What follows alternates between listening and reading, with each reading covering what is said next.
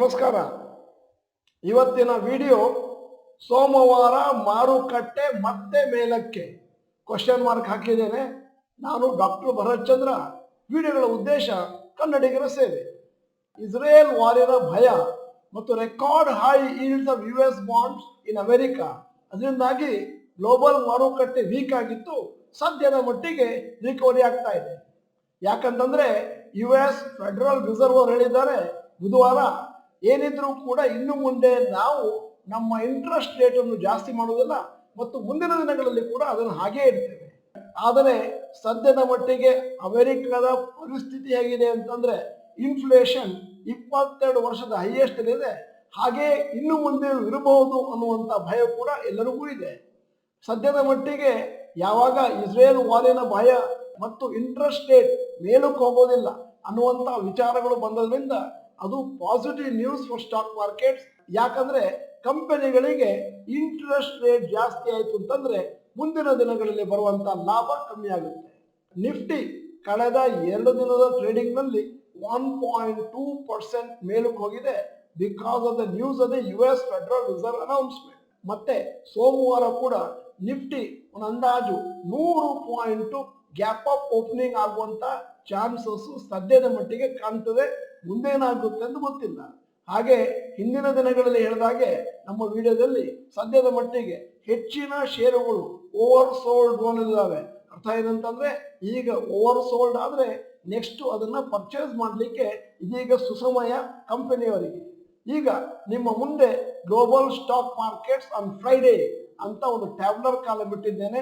Friday ಏನಾಯಿತು ಅಂತ ತಿಳಿಸ್ಲಿಕ್ಕೋಸ್ಕರ ಹಾಂಗ್ಕಾಂಗ್ ಹ್ಯಾಂಗ್ಸೆಂಗ್ ಫ್ರೈಡೇ ಪ್ಲಸ್ 2.45% ಮೇಲೆ, ಜಪಾನ್ ನಿಕೆ ಪ್ಲಸ್ 1.09% ಮೇಲೆ 2 November, Germany DAX plus 0.30% up, France CAC minus 0.19%, UK FTSE minus 0.39%, US Nasdaq plus 1.38%, GIFT Nifty plus 0.71%.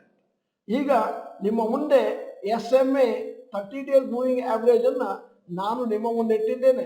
Nifty ಕಂಪನಿದು ಇನ್ನೇನಾದ್ರೂ ಸ್ವಲ್ಪ ಮೇಲಕ್ಕೆ ಹೋದ್ರೆ ಬಹುಶಃ ಜಸ್ಟ್ ಬೈ ಪೊಸಿಷನ್ ಬರಬಹುದು. ಸದ್ಯದ ಮಟ್ಟಿಗೆ ಅದು ವೇಟ್ ಟು ಬೈ ಝೋನ್ ಅಲ್ಲಿದೆ.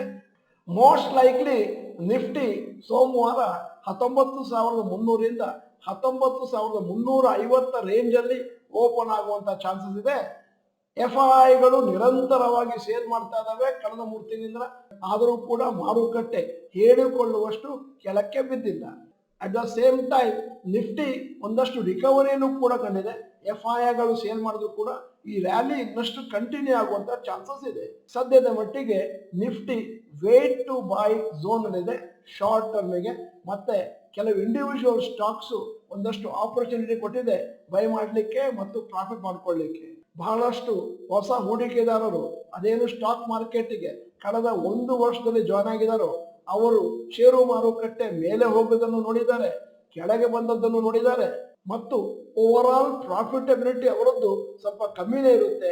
ಯಾಕಂದ್ರೆ ನಿಫ್ಟಿ ಒಂದು ತರ ರೇಂಜ್ ಅಲ್ಲಿ ಮೂವ್ಮೆಂಟ್ ಅನ್ನು ಕಂಡಿದೆ.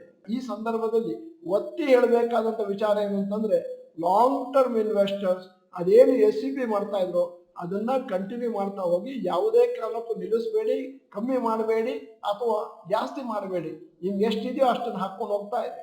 ಮತ್ತೆ ಕೆಲವು ಸತಿ ಮಾರುಕಟ್ಟೆಯಲ್ಲಿ ಕೆಳಗಡೆ ಬೀಳಬೇಕಾದ್ರೆ ಬಹಳ ಭಯ ಶುರು ಆಗುತ್ತೆ. ಮತ್ತೆ ಮೇಲಕ್ಕೆ ಹೋದಾಗ ಒಂದಷ್ಟು ಗ್ರೀಡು ಆಸೆ ಶುರು ಆಗುತ್ತೆ, ಈಗ ಮಾಡ್ಕೊಂಡ್ಬಿಟ್ರೆ ಪ್ರಾಫಿಟ್ ಆಗುತ್ತೆ ಅಂತ. ಅದನ್ನೆಲ್ಲವನ್ನು ಮೆಟ್ಟಿ ನಿಂತು ಡಿಸಿಪ್ಲಿನ್ ಅಲ್ಲಿ ನಾವು ನಮ್ಮ ಅಪ್ರೋಚ್ ಅನ್ನು ಮಾಡಿಕೊಂಡ್ರೆ ಷೇರು ಮಾರುಕಟ್ಟೆಯಲ್ಲಿ ಬೇಕಾದಷ್ಟು ದುಡ್ಡಿದೆ. ಮತ್ತೆ ನಿಮ್ಮ ಇನ್ವೆಸ್ಟ್ಮೆಂಟ್ ಹೊರೈಸನ್ ಏನಾದ್ರು 10, 20, 30 ವರ್ಷ ಇದೆ ಅಂತಂದ್ರೆ ನೀವು ಫಂಡಮೆಂಟಲಿ ಸ್ಟ್ರಾಂಗ್ ಷೇರುಗಳಲ್ಲಿ ಹಣವನ್ನು ಹಾಕೊಂಡು ಹೋಗಿ ಅದನ್ನ ರೆಗ್ಯುಲರ್ ಆಗಿ ಮಾನಿಟರ್ ಮಾಡಿ. ಕಾಂಪೌಂಡಿಂಗ್ ಏನಿದೆ, ಚಕ್ರಬಡ್ಡಿ ಏನಿದೆ, ಅದು ನಿಮಗೆ ಬರುವಂತಹದ್ದು ಕೊನೆಯಲ್ಲಿ. ಅದಕ್ಕೋಸ್ಕರ ಮೊದಲಿಂದ ಹಣ ಹಾಕೊಂಡೋದಾಗ ಕೊನೆಯಲ್ಲಿ ಬಂದಂತ ದುಡ್ಡು ನೋಡಿ ಆಶ್ಚರ್ಯಚಕಿತರಾಗ್ತೀರಿ. ಇವತ್ತು ಈ ವಿಡಿಯೋದ ಕೊನೆಯಲ್ಲಿ ಒಂದು ಇಂಟ್ರೆಸ್ಟಿಂಗ್ ಕಮೆಂಟ್ ಅನ್ನು ನಿಮ್ಮ ಮುಂದೆ ಇಡ್ತೇನೆ, ನಿಮ್ಮ ಅಭಿಪ್ರಾಯ ತಿಳಿಸಲಿಕ್ಕೋಸ್ಕರ. ಲಾಂಗ್ ಟರ್ಮ್ ಒಬ್ಬ ಮನುಷ್ಯ ಆಯಸ್ಸು 60ರಿಂದ 65 ವರ್ಷ, ಅದರಲ್ಲಿ ಕೆಲಸಕ್ಕೆ ಸೇರೋದು 30 ವರ್ಷಕ್ಕೆ, 20 ವರ್ಷ ಮನೆ ಸರಿ ಮಾಡೋದೇ ಆಗುತ್ತೆ. 10-15 ವರ್ಷ ಏನ್ ಮಾಡ್ತಾನೆ? ದಯವಿಟ್ಟು ಈ ಒಂದು ಕಮೆಂಟಿನ ಬಗ್ಗೆ ನಿಮ್ಮ ಅಭಿಪ್ರಾಯವನ್ನು ತಪ್ಪದೇ ತಿಳಿಸಿ. ಯಾಕಂದ್ರೆ ನೀವು ಅಭಿಪ್ರಾಯವನ್ನು ತಿಳಿಸದಿದ್ರೆ ಬಹಳ ಜನಕ್ಕೆ ಅನ್ಯಾಯ ಮಾಡ್ದಂಗಾಗುತ್ತೆ. ಆಮೇಲೆ ಅವ್ರು ಹೇಳ್ತಾ ಇರೋದು ಸರಿನಾ, ಅವ್ರಿಗೇನಾದ್ರೂ ರಿಯಾಲಿಟಿ ಆಫ್ ಲೈಫ್ ಬಗ್ಗೆ ಐಡಿಯಾ ಇದೆಯಾ ಅಂತ ಒಂದಷ್ಟು ನೀವು ಕಮೆಂಟ್ ಬಾಕ್ಸ್ನಲ್ಲಿ ಟೈಪ್ ಮಾಡಿ. ನೀವು ಡಾಕ್ಟರ್ ಭರತ್ ಚಂದ್ರ ಇನ್ಸ್ಟಿಟ್ಯೂಟ್ ಕನ್ನಡ ಚಾನಲ್ ಮೆಂಬರ್ ಅಲ್ಲ ಅಂತಂದ್ರೆ ಇದೀಗ ಸಮಯ, ಸಬ್ಸ್ಕ್ರಿಪ್ಷನ್ ಬಟನ್ ಬೆಲ್ ಐಕಾನ್ ಒತ್ತಿ. ನಾವು ಯಾವುದೇ ಫಲಾಪೇಕ್ಷೆ ಇಲ್ಲದೆ, ಯಾವುದೇ ಸೆಲ್ಫಿಶ್ನೆಸ್ ಇಲ್ಲದೆ ವಿಡಿಯೋಗಳನ್ನು ಮಾಡ್ತಿರೋ ಉದ್ದೇಶ ಏನಂತಂದ್ರೆ ಕನ್ನಡಿಗರಿಗೆ ಒಂದಷ್ಟು ಫೈನಾನ್ಸ್ ಬಗ್ಗೆ ಇನ್ಫಾರ್ಮೇಶನ್ ಇರಲಿ. ವಿಡಿಯೋ ಚೆನ್ನಾಗಿದ್ರೆ ಲೈಕ್ ಬಟನ್ ಒತ್ತೋದನ್ನು ಮರಿಬೇಡಿ. ವಿಡಿಯೋನ ಎಲ್ಲರಿಗೂ ಫಾರ್ವರ್ಡ್ ಮಾಡಿ. ವಿಡಿಯೋನ ಸಂಪೂರ್ಣವಾಗಿ ನೋಡಿದ್ದಕ್ಕೆ ಧನ್ಯವಾದಗಳು. ನಮಸ್ಕಾರ.